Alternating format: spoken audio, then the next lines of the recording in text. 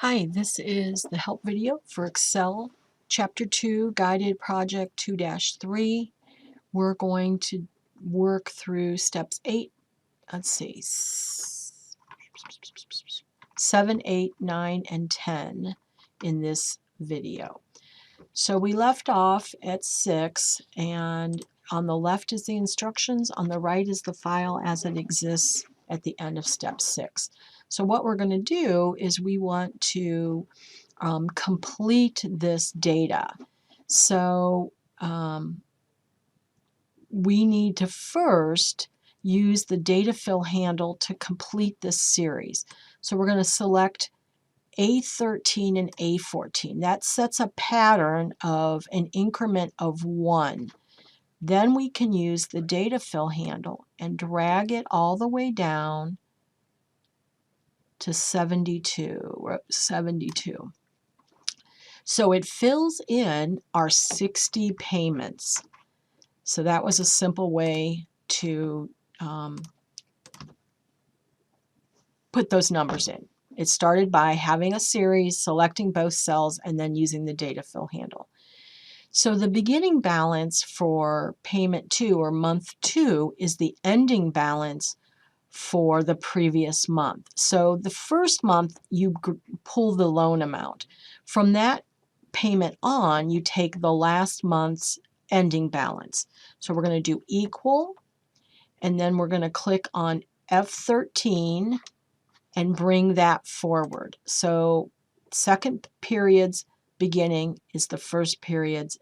So we now want to bring that down. So we're just going to double click, and you're going to get a bunch of like little hyphens, right? That's because right now there's 0 because we don't have an ending balance over here. So it's pulling nothing. As soon as we fill this in though, guys, it's gonna update okay.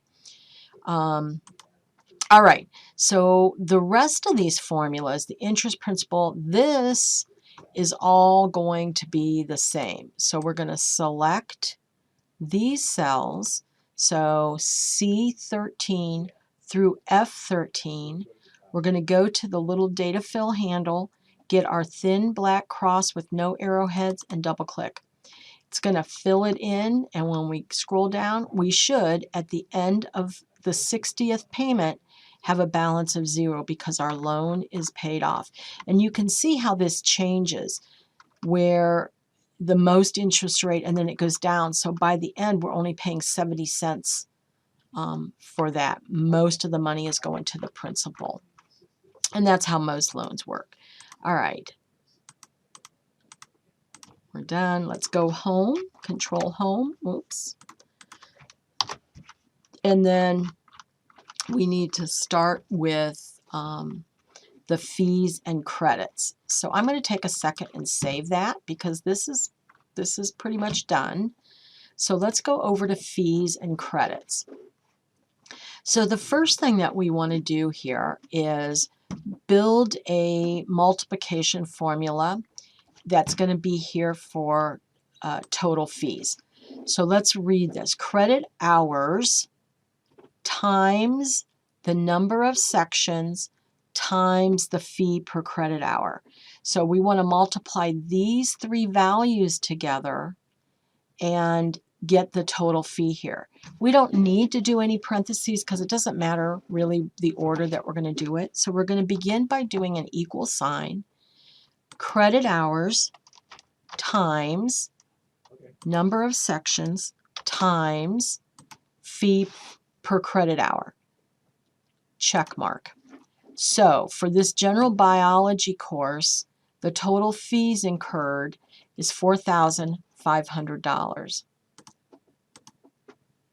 We then are going to double click, and it's going to pull that down to the rest and copy it. We want to make sure this is set to currency, which it does. And one of the big tells is, see how the dollar sign floats next to the number. If it was accounting, that dollar sign would be out here in a column. Let me change it and show you. See how it's all out at the left edge? And then currency floats. Okay. All right, we want to add a bottom border to this one cell. So I'm going to click right here. It's already got a bottom border showing, so all I have to do is click on that button. As long as I just have F18 selected, I can click on it and it put that border there. All right, so step number 9, use SUMIF to calculate fees by department. Okay, so we're moving down to this area. So select C26, and students get a little confused by this. So what we're trying to do is we want to look at the values if the department is bio, right? So when we're going to pull the information, so this is going to be your clue of which of these departments you want for each row to figure out the total fees. So let's do C26, and then we're going to go to Math and Trig because that's where my SUMIF. And remember, SUMIF adds if a condition is met. And we did that when we did in the pause and practice when we figured out male and female total nights for campers. So on this one, we want to look at the range. And the range is what we're looking at to evaluate, right? So this is department, and we want to be able to set it up so I can copy this. So let's select B4 through B18. But remember, if we're going to copy this, we have to lock this in because this range does not change. So I'm going to hit my F4 and it's going to lock it in. So on this one, the criteria is this department right here. So within here, we're looking for bio. We don't lock that in because when we move down here, we don't want it to be bio. We want it to be foreign language, IMS, physics.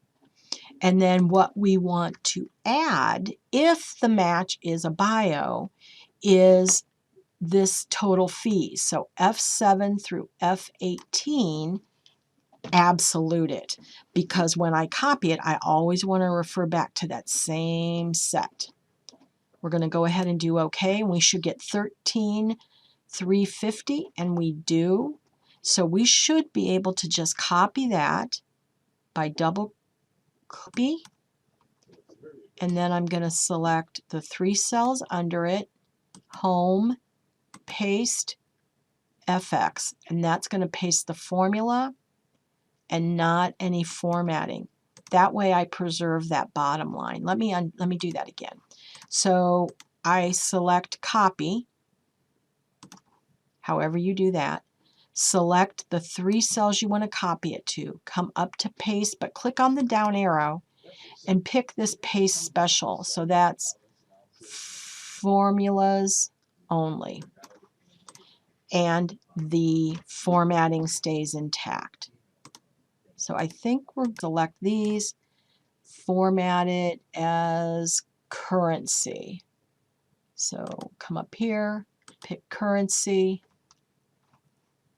and we're good. Okay, thank you.